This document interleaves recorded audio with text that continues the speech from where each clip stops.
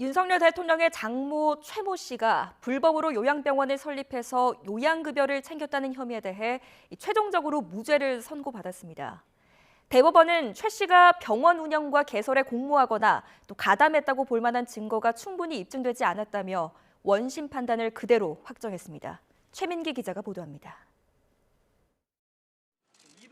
윤석열 대통령이 검찰총장으로 재직하던 지난 2020년 장모 최모 씨에 대한 여러 의혹이 불거졌습니다. 당시 추미애 법무부 장관은 수사 지휘권까지 발동하며 윤 대통령 가족 관련 수사에 속도를 내게 했습니다.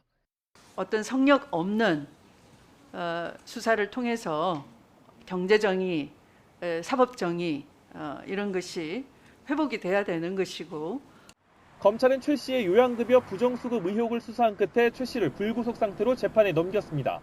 지난 2013년 의료인이 아니면서도 불법으로 요양병원을 개설해 요양급여 23억 원가량을 부정하게 타낸 혐의가 적용됐습니다. 이사 이름만 올리셨다는 주장 아직도 변화 없으세요? 1심 재판부는 검찰의 공소사실을 모두 인정해 유죄로 봤습니다.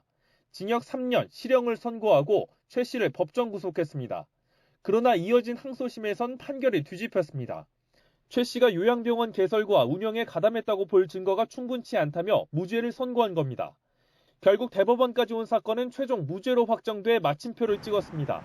유죄로 볼 증거가 충분치 않다는 항소심 판단이 그대로 유지됐습니다. 대법원 관계자는 검사의 증명이 합리적인 의심을 할 여지가 없을 정도가 아니면 설령 피고인 주장이 석연치 않아 유죄가 의심되더라도 피고인의 이익으로 판단해야 한다는 기본 판례를 따른 것이라고 설명했습니다. 대법원 선고 이후 최 씨 측 변호인은 검사가 증거를 편집해 허위의 공소사실을 만들었다며 고발을 남발한 일부 정치인들의 행태도 시정돼야 한다고 주장했습니다. 그러나 최 씨는 이와 별도로 통장 잔고 증명을 위조한 혐의로도 재판을 받고 있습니다.